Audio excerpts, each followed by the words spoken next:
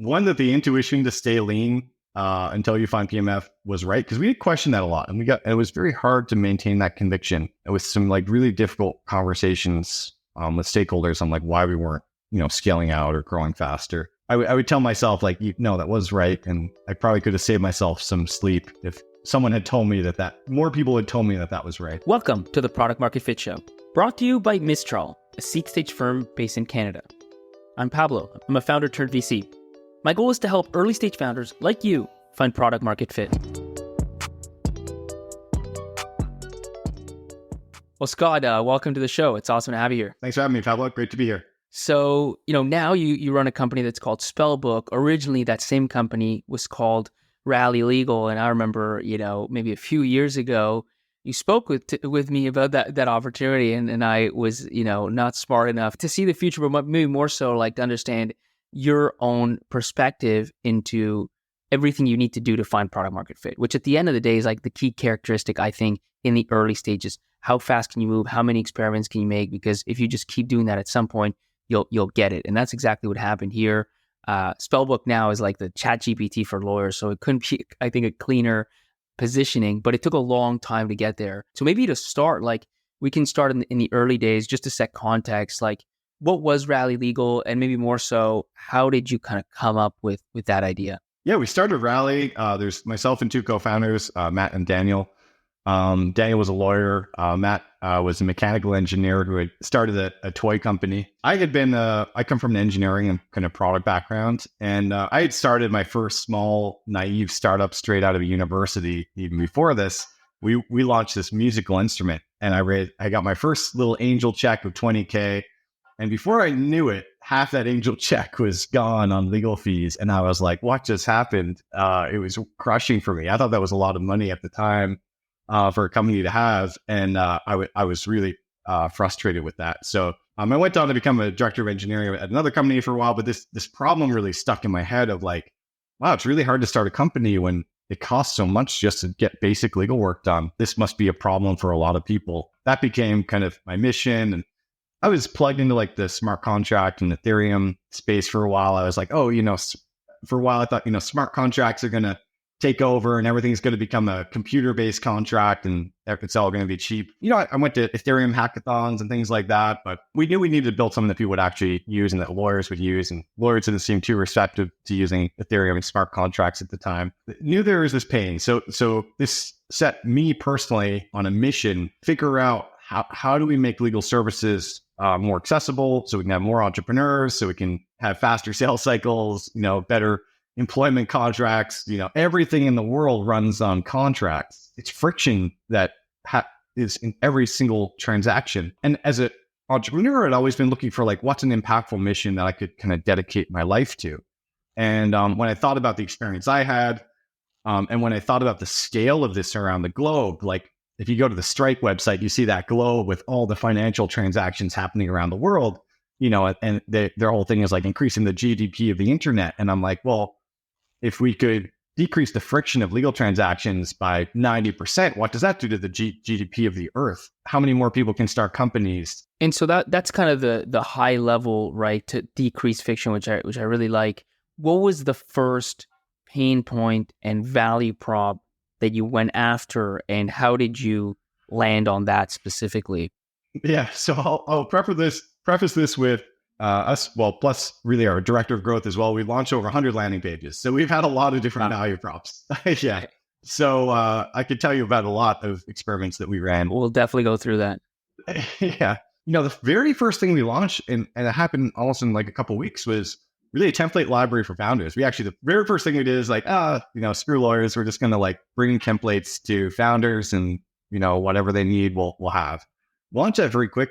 It wasn't very successful. So like an employment contract, a safe doc, like whatever, a bunch of NDAs. Yeah, exactly. And we had a bunch of people immediately sign up and pay us like $5 a month. And we were like, oh, geez, you can't, it still isn't, it's going to take a long while to become ramen profitable on this. And I don't know, it was a hard sale because what we realized is even if you could automate the creation of these documents for people, they still have no idea what they say. They still need someone to trust. They still need someone to explain it to them. So we really quickly pivoted away from that. And at the same time, a law firm, a guy named Todd Bizet in Waterloo at Miller Thompson came to us, and he was like, "Oh, like our law firm is actually looking for a templating technology in a way to streamline startup paperwork for our own clients. We saw what you have, and it looks actually really compelling." We actually worked with him and his team for a number of weeks to actually hone the product for law firms and to interface with clients, so they could then use our product to like capture a bunch of information from clients. They could send like a questionnaire to clients and then suck that into templates, build a whole bunch of docs, and then do their bespoke editing. And so then that became, I would say, the core of the real Rally product was this Rally for law firms. And did you like when you had this, lawyer come to you and tell you about this problem set, did you just start designing with them, or did you also go and run like discovery and all these kind of classic, PMF motions? We definitely kind of went into kind of hyper focus on their problem. We actually worked out of the office for a little while. So like we were alongside lawyers who were doing real legal work. And so we kind of hyper focused, probably too much on one customer, to be honest, probably overfit our product a lot. So that was your first product. This is what, like 2019-ish? You've got this product for law firms to help them kind of streamline their process of making simple documents. Is that maybe in broad strokes what it was? Yeah, exactly. And then we ended up raising like a pre-seed round from some East Coast investors early on. After we had some initial revenue, we got a handful of other customers, law firms on board who were great early supporters, and and then we this is still 2019, and then we did a lot of iteration there to kind of get to something where we felt there was really deep PMF. And this is where those first customers were super exciting, but then it was at the valley of despair. Like I'm sure you've seen like the graph from like YC of kind of the typical startup trajectory, really exciting getting these first customers, then getting to true PMF was, this valley of years really. What happened? I mean, walk me through that, because I find this is so important to understand and hard to understand from the outside. Is if you find one customer or 5 customers that really love it, you just assume there's got to be 1,000, right? And like, how can it be harder? It's got to get easier, not harder. What's your thinking on that? Why does that happen? I think the biggest thing for us is I don't think the initial customers, they love the idea of it. They love to buy it. They love the concept of it. But actually getting real usage, real engagement, real habit change, that was the hard thing. And even with these paying customers, getting them to truly, set up templates in our system, like time to value, we realized was really important. It took us a long time to figure that out, but like they had to do a lot of setup and configuration to get this to work. And then once they got it set up to work, so they had to basically set up these fancy legal templates in our system. And then often the legal teams would be like, "Oh, this is great. All the other lawyers are going to love this. My work's a little bit too bespoke, but all the other lawyers are going to love it." And we would hear that over and over and over again, where they so want to improve their process, they so want to embrace technology, but when the rubber meets the road and they have a live deal, they're like, "Oh, this is too bespoke for this templating engine," and they wouldn't use it. It just from a usage perspective, it wasn't hitting the way we wanted. And I think especially if you're working with large customers, large law firms, the danger there is like the implementation cycle can be like a year, it can be like 2 years to technically get something rolled out, past all the committees and to start getting feedback and do all the changes. And like when all that time goes by, you don't know if you have product market fit or not. And that's really, really difficult. So I think we ended up switching to focusing on small, nimble firms who just adopt things really quickly. And then our iteration cycle, sped up a lot. And we could easily see like, okay, we still don't really have deep PMF. The other way we measured PMF was CAC payback period. So we were just kind of a little bit religious about like, what's our CAC payback period? You doing this motion. And if the CAC payback period wasn't clearly well under 12 months, we're like, okay, we don't have PMF. You're going after smaller clients.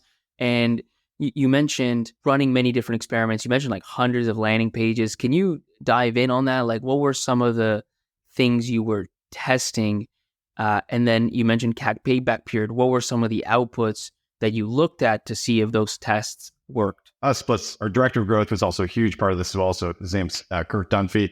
Yeah, we roll over 100 landing pages with different value props, often there's a new feature, a little feature we built, to angle the product in a certain way.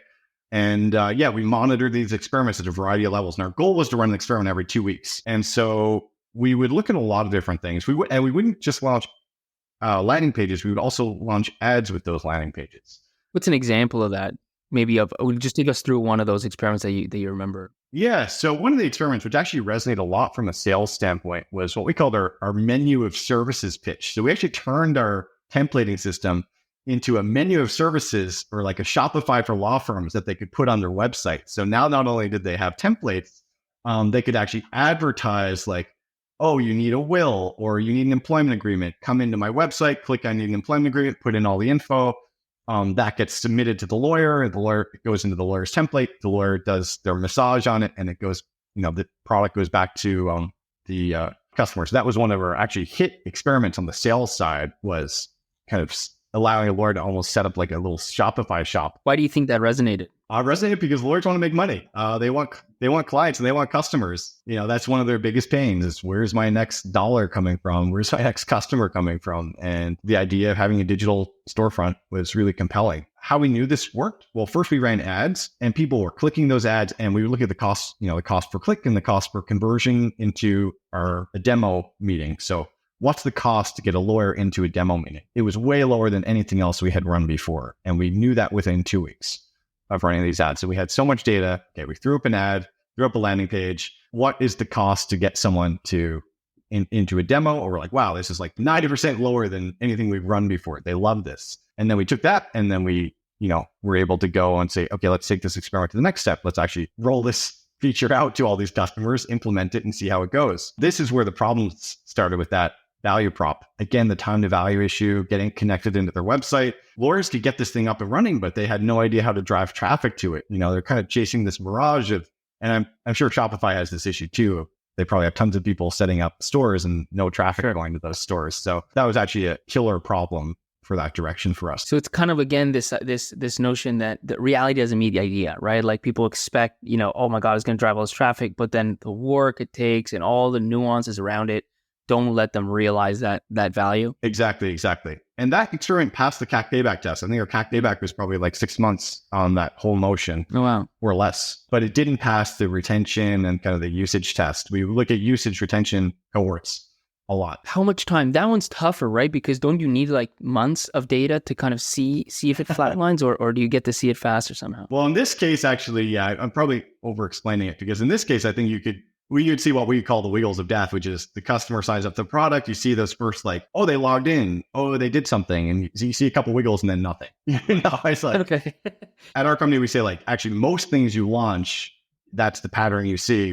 The wiggles of death. It's like, oh, the user's like, oh, there's a new feature. I'll play with it. And you see like a couple little spikes of people using it, and then nothing.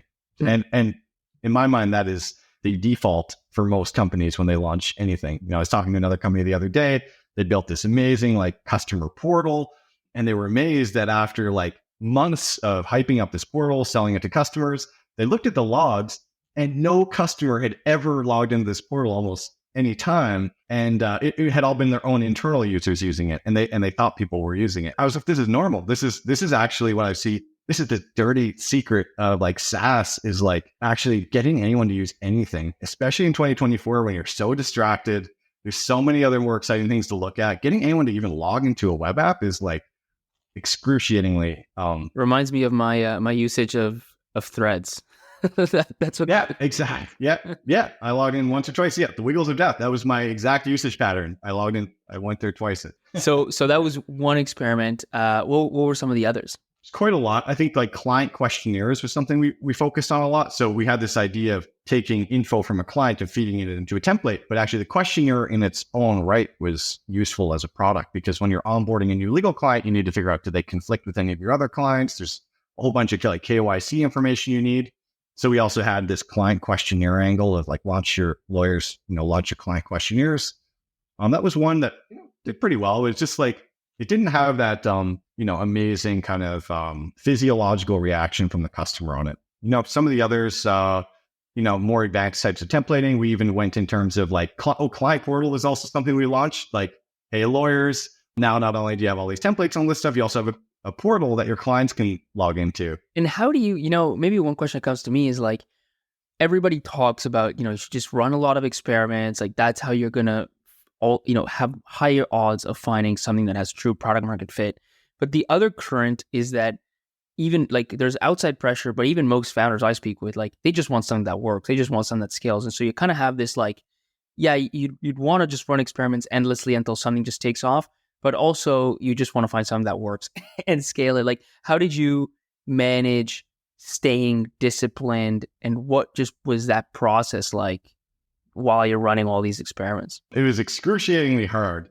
We had very high conviction that like product market fit should feel having an almost physiological response from your customers, where when they see the product, their pupils are dilating, there's like a neurochemical reaction happening. And I remember reading a quote. I can't remember exactly where it was from. I can't remember. You might know, but it was a quote that basically said, if you have product market fit, it should feel like basically the product is being pulled out of your hands faster than you can provide it. Your servers are on fire. Your salespeople are burnt out. That's what it should feel like. I can't remember where I had read that, but it really stuck in our heads. True product market fit. And this obviously doesn't always happen. Some people, especially in enterprise sales, sometimes it's just a grind the whole time. But we decided like we're not scaling the company. We're not upping our burn, and we're just staying incredibly lean and agile until we have a product that people are pulling out of our hands faster than we can provide it. And we're like, having enormous growing pains and everything's on fire. I would say that to our board. Our board's awesome. They've been very supportive, but they are very skeptical about this. Everyone so wants to believe that the thing that they're doing is the right thing. Everyone so wants to move on to the next stage and to start scaling, moving on to the next thing, hiring people after you raise money. There's just a lot of pressure to put that capital to work as quickly as possible and scale the thing. And everyone wants to believe that you already know what the thing is. Well, what are some of the arguments? Because this is where it gets really interesting. I think the rubber meets the road here. Like, on the one hand, you're coming here and you're saying, look, like the cap payback period is not like this. If usage and retention, why would I scale it? And it seems obvious, right? But I'm sure there's another argument on the other side. What is that argument that tells you, no, you're overthinking it. Like, you just got to scale this thing and things will take care of themselves. I mean, I do think there was a period of time where capital was in such excess, and there was just kind of this social thing happening where everyone was kind of just watching each other and doing what everyone else was doing. This social mimicry, which I think is, key to business and investing, is like not mimicking what everyone else is doing, but it's actually in practice very, very hard. And, the book Blitz Scaling was very popular at the time. And everyone's like, well, if you don't scale fast enough, a competitor is going to come in. Or, if you don't start scaling up, you're not going to learn fast enough. If you don't scale up, how is your team going to do anything if you don't hire 10 more people? I think there was, largely a lack of belief at how much a small number of people could do for a little while. And I think a small number of people can do a lot, sometimes more than a larger number of people. If you're doing a new experiment every 2 weeks, it's very hard to get a 50-person team aligned on that. People get burned out pretty quick, but small team can do that. I think that's one of the most mistaken beliefs, by the way, is that it's like there's all these things you should do. There's two worlds in my mind. There's pre-product market fit and there's post-product market fit, right?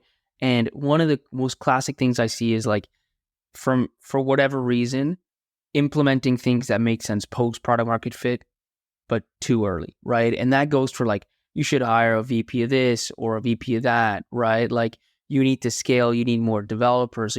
You actually don't need more production. Like, you don't need more output until you figure it out, in your words, like what the thing is.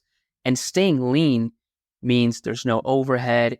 It means you shift quickly. It means, like, this is my experience, this is one of the things that I think is just not, it's hard to appreciate until you've gone through it, which is if you've got a lot of people, the amount of time you need to take to communicate every single time that you decide you're abandoning this and going that way is massive. And then all of a sudden you've got people who worked on this thing. They don't want to let that thing go. They don't necessarily agree with the new direction. You're trying to just go here and then here and then here. It's like you got 5 people. I don't know how many people you were actually, but I assume it was like 5-10 people or something, not 5 to 8 people, like around there. Yeah. Everybody's aligned, right? And so that's a huge difference maker. Exactly. And I have to give our engineering team so much credit for that as well. And our founding engineer, Matt Drover, rolling with that. Because even with a small team of stuff, it's not, you also have to hire people who are able and willing to do that. Building things over and over and seeing it not stick is like not normal. Like, people in big companies just don't, I don't know, you're kind of sheltered from the harsh reality, I think, a lot of the time, that like most things actually just don't work and suck and fail. And I think when you're up against raw reality with a small team, you see that and feel that. But like, I think you can live a whole life as like a software engineer and not realize just how many things just completely fail and suck. Did you think everything was going to maybe fail like through that period? Did you and or your team think that at times? Yeah, we did. And I don't think that's a good way to communicate it in a large company. But in a small company, we're like, we just got to assume everything's going to fail and we have to get to the next experiment. Invalidate this one and move on to the next thing was our approach. And that's what about broader, did you ever think, what, maybe Rally just isn't going to work out. We're just not going to find product market fit. Was that something that, or not really? That honestly never really crossed my mind because I had so much faith in the problem and just there must be a way to make legal services 10x more efficient or 100x more efficient. And I know that everyone hates getting, that really expensive legal bill. Everyone has how universal that experience is. So I think our faith in the problem and our mission was big enough to enable us to do that. Where if it wasn't, if we weren't that motivated by the mission or we started to question, does this problem exist at all? We would have abandoned it for sure. And so I think that was a really important part, finding a problem that actually had to be a spiky, tough problem that hadn't been solved before, that we felt motivated that should be solved, helped our team, stick to it and be like, it's almost good that this is a hard problem because otherwise it would have been solved already. So we're just going to keep at it. And so when does this, ChatGPT comes out, walk me through how AI starts to play a role and then the transformation into Spellbook. Yeah, we started experimenting with GPT-2 very early, just totally on the side. It's not an OKR, it's not a project, it's not a strategy. It's just playing around and hacking. And that's one pattern I had noticed in our successes is that they almost all arose from this sort of evening and weekend hacking. They never arise from the board meeting plan or the quarterly plan. They always arise from I'm going to try this thing after hours and see what happens. We started playing with GPT-2 early on. It wasn't really good enough to do anything with. Kind of sucked. But then when GPT-3 and GitHub Copilot came out, that's when we really saw promise. And this is when the aha moment really happened. And we knew immediately, as soon as I tried GitHub Copilot, as a programmer, what I saw is that I could have bespoke code on my screen and the AI Copilot would riff off my bespoke code to tell me what I should write next. And that was an amazing moment because lawyers had the same problem with our product where they want something that's going to help automate their workflow, but it was never bespoke enough. Templates were too rigid. Templating software for lawyers has been around since the 70s. It's called document automation. It was a big thing in the 70s, but it never just caught on. We were the 100th company to try this. And everyone was oh, lawyers, they're so bad at adopting technology. And I was pissed off at our customers. Not really, but I was pissed off. I was oh, why don't... Yeah. Frustrated, yes. Yeah, frustrated. Well, why don't these lawyers, use this product? They're foolish. And it's actually, no, the lawyers are right. The rigid templating approach to automating contracts just kind of sucked.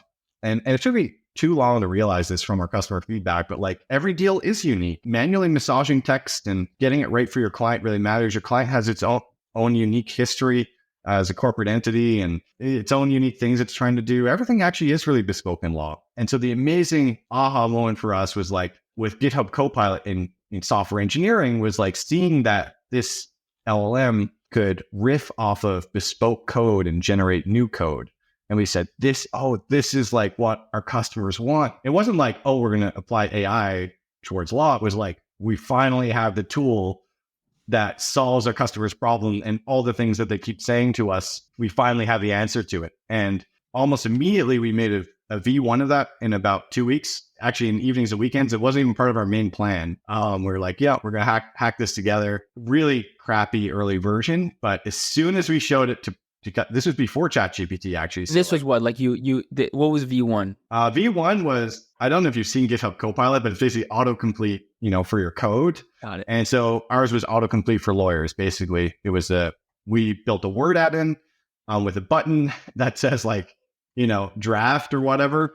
And you could be writing a contract and you could just hit autocomplete and it would complete what you were typing. And that was it. That was really the first feature. And we also had a feature called explain to a 5-year-old where you could highlight some text and it would explain that in client-friendly language.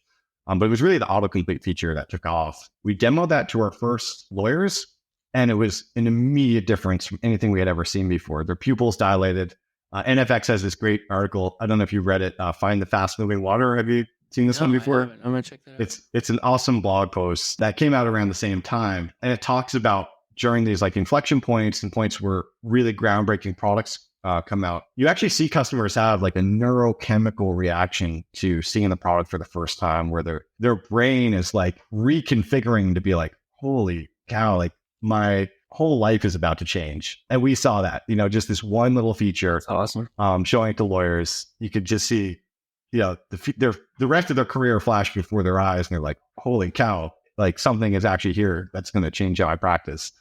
Sometimes you see a little bit of fear, sometimes you see excitement, but it was like this emotional, right? Wild moment. And this was before ChatGPT. It was summer of 2022, so we rolled that out very quickly to some beta users. They loved it. And all your KPIs, that the ones you were tracking this time, were kind of in the right place: retention, usage, etc. All the KPIs were off the charts. CAC payback was like, below 1 month. There was like immediate CAC payback, and usage was like we had never, ever seen before. What was some of the wording you used in those ads? Like, how did you describe this? Oh, do you remember?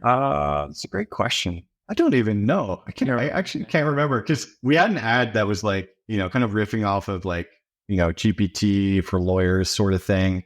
But this was before anyone knew what ChatGPT was. So yeah, I think it was like draft and review contracts 10 times faster, right in Microsoft Word, with like an image of the product working. And it was like the image or the video of the product working that I think was a big part of it. Okay. Sometimes that image or that GIF speaks louder than words. And that's really important. One thing I would say is like, we figured out a lot of patterns along the way that went into this. It wasn't like we just kind of struck it lucky. There was a whole bunch of learnings that we made along the way that made us build this. One, we realized getting lawyers to go to a web app is almost impossible. Like that alone is too much friction for a product for lawyers in 2024. So we built the Word add-in, and that was like a crucial decision for us. No one else did that. I didn't even know you could build something for Word, to be honest. Like I don't have any plans for my Word. Yeah. It wasn't very popular at the time. Our developers cringed. They're like, really, we're going to like deal with these messy Microsoft APIs? Like this doesn't sound like fun. But that spikiness and that contrariness is part of what, helped us have this big lead on the market. We knew how hard it was to even get them to go to a web app. So that was like crucial. The other thing we learned is like, you have to be able to explain what your product is in like a 5-second GIF. And if you can't, it's like no one has the attention span for it anymore. So we knew it had to have that like element where you have a 5-second video and someone's like, holy cow, what is this? We knew it had to work with bespoke documents, and we knew that the time to value had to be 0.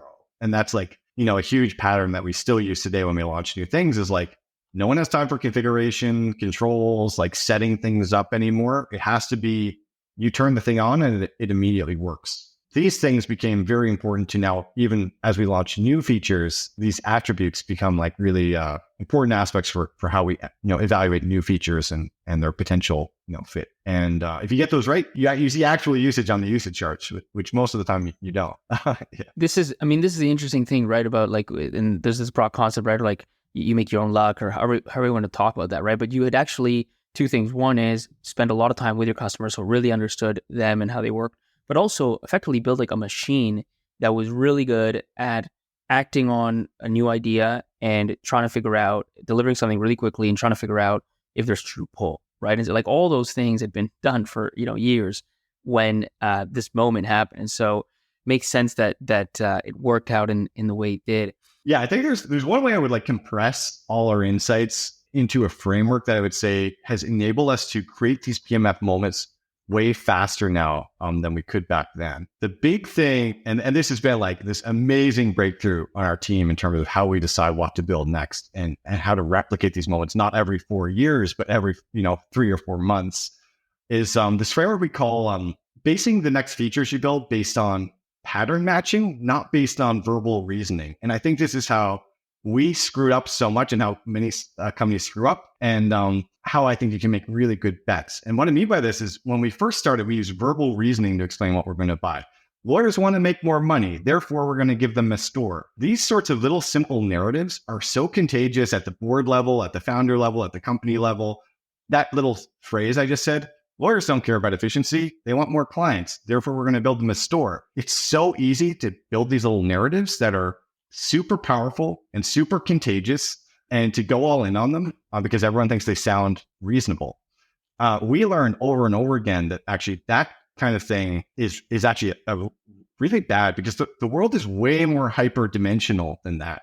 There are way more characteristics about a feature that will determine whether it's successful or not. And we learned that like the form of the feature, whether it's in Word or not, actually matters more than almost the product itself. Because if you're building a web app for lawyers, sorry, you already lost the game. So whether that story makes sense doesn't matter. There's so many other characteristics. So like the characteristics we look at are like, is it zero time to value?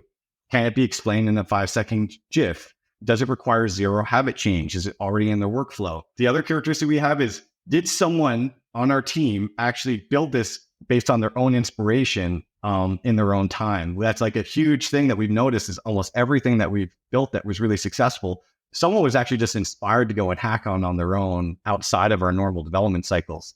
So we have 16 of these characteristics. And we've learned that by instead of doing pattern matching against a whole bunch of attributes, we can be way more successful. I think this applies in like investing too. Like, I think you're like a pattern matcher, and like investors kind of get that like, oh, I'm gonna invest in like this cobalt mining company because they have a contract with Tesla. And if you invest in a story like that, you're just going to end up piling on with a bunch of retail investors who like have this very contagious story that's really compelling, and then there's this big spike and bubble and bust kind of thing on that stock. I think that's huge because the problem that you described is exactly how it happens, right? And this is just how almost every product idea, feature idea comes alive. And you have a story. And by the way, most founders are actually quite good at telling stories. The higher IQ you are, the better you are at telling stories, and the better you are at convincing yourself and others. And so the stories make a lot of logical sense. They're overly simplified because they have to be, and they miss a lot of the nuance. This new approach of pattern matching across characteristics that have worked. In your case, obviously, you had done enough features to have a sample size to say these are the ones that work more, and these are the characteristics they had. You probably could start with some first principles around things like zero time to value, easy to communicate, probably apply broadly. And if you think about your customer set, you probably can come up with some other ones. So that's really helpful even at the outset. But let me ask this: how do you come up, like, just to make sure that I understand it? Do you still, because humans think more in verbal kind of logical reasoning than they do pattern matching? Is that still what you use to come up with an idea, but then you use pattern matching to test the idea? Or are you somehow able to use just the characteristic framework to come up with ideas in the first place? Yeah, it's a good question. I think ideas can come from anywhere. So they can totally come from the verbal reasoning. The characteristic framework is the gut check on like, okay, validating like, okay, could this actually work? So ideas can come from stories, totally. They can come from all sorts of weird places. So I'm not, and also you also need stories to motivate a team. A team is not motivated by staring at a spreadsheet of numbers. But to be clear, it's not like you have a framework where you have these characteristics and you're somehow able to go from that to, oh, maybe this feature will work. Or do you? Because that seems hard and unintuitive. Yeah, no, we don't use it for idea generation. It's more so we have a list of 50 things we could do. How do we rank which one to actually do? Yeah, but it is tough. Founders have to be good storytellers. So there's sort of, I always call it, the storytelling power is sort of this dark magic, and you have to be very careful because it can screw up your own radar if you use it in the wrong way. Well, the worst part of being a good storyteller is you believe yourself. Yeah, exactly. And I have become more skeptical of simple stories, and generally as like, because they're so contagious and because people rally around them so quickly. Those are the ones where I apply the framework more intensely because I'm like, okay, hang on, like this is. I love it because the way I see it happen from my vantage point is, this is more. It's important across the board, but it's so common in pre-product market fit because we're trying to find something that could work, right? And so you'll kind of have the founder tell you, so actually what we're going to try now is this thing. Here's like how we came up with this, and here's why it makes sense. And you kind of think, what I end up thinking to myself is, because I've seen it so many times, I'm like, yeah, it makes a lot of sense. I guess we'll see what happens, right? Because I don't have but your thing is like, that makes a lot of sense. You put it against this thing, and it's like, actually, it is likely to succeed, or like, no, actually, it's not likely to succeed. It gives you that extra data point, because that's what it's all about. Is you have a lot of ideas, but you only have limited time. Even if you're the fastest team possible, you still are not going to get through all of them, and you certainly don't want to get through all of them if you don't have to. So like, finding a way to reorganize these, not on who's the loudest voice in the room, which one is the best story, but something a little bit more that's like quantitative hard data.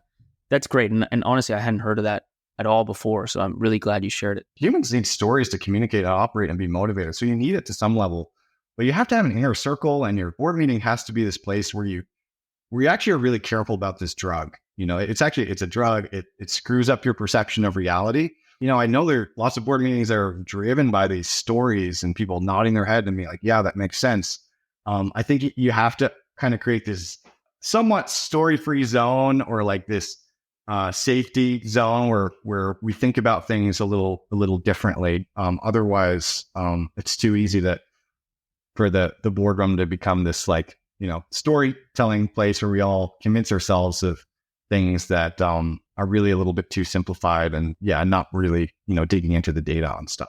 Maybe my next question is when did there's a difference between a new feature and changing the company's name and kind of going all in on this. How did that transition happen? Yeah, so we actually did it out of the gate. So one thing, I've become very cognizant of how simple is it for the user to grasp this. I thought that by splitting this out as its own website and brand, it would just be simpler to communicate what it is. Whereas if it's Rally launches an AI feature, it's immediately just info overload. What's Rally? What's all this other stuff? How does this fit in? It's so confusing. So if I had my time back, those 100 landing pages, I wouldn't have put under Rally. I would have been spin up a new domain names. You get this feature cruft, and your feature list growing is actually not a good thing. It actually overwhelms customers. It starts to feel like it's overlapping with other products they're using. And this is actually the first time we're like, you know what, we're just going to split it in a totally different brand and test it that way. That's so smart. Actually, I haven't heard of that. I mean, every now and then somebody spins up a new product, but just the idea of almost every new meaningful feature in this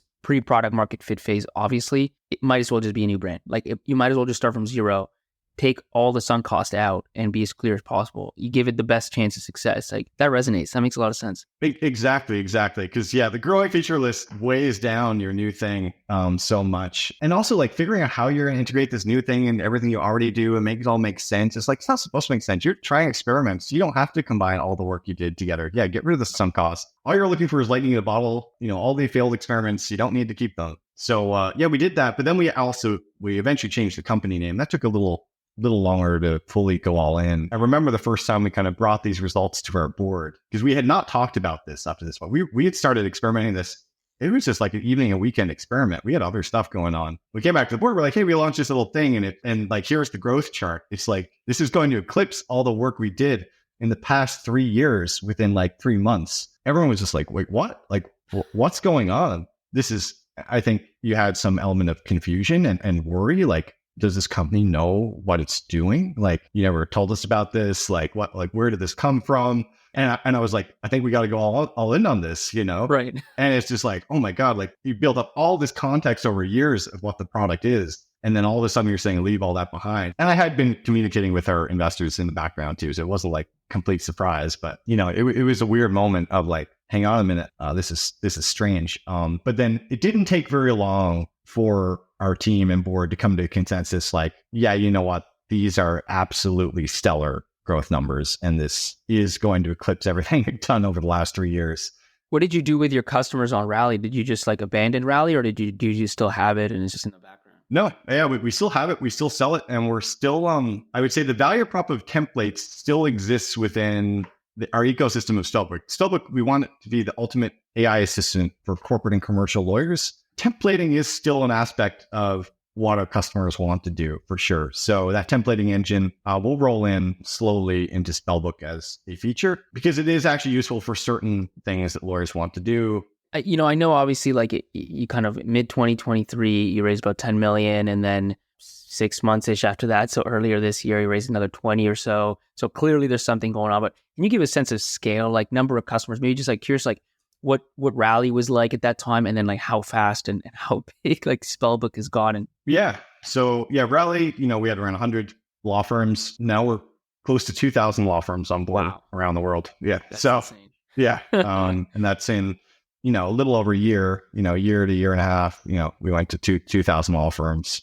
So, that's product market fit. That's product market fit. Yeah, exactly. Yeah. We're in a lot of different countries. Yeah. We see between 1 and 2 million contracts a year right now go through our system. So perfect. Well, look, we'll stop it there. I usually end with 2 questions, but one of them I think you already answered, which is, when did you first feel like you had true product market fit, and you went to a lot of detail on the emotional response. So I'll skip that one. I'll ask you the other one, which is if you could go back to about 2018 when you were just starting Rally with kind of one piece of advice for yourself as a founder, what might that be? One, that the intuition to stay lean until you find PMF was right, because we had questioned that a lot, and it was very hard to maintain that conviction with some like really difficult conversations with stakeholders on like why we weren't scaling out or growing faster. I would tell myself like, no, that was right, and I probably could have saved myself some sleep if someone had told me that more people had told me that was right. And the other thing is what I mentioned also, like, everything doesn't have to bolt on to the same product. When you're in the pre-PMF stage, it's a totally different game. It has nothing to do with the post-PMF stage almost. You're trying a bunch of stuff. So launch different apps, launch different brands.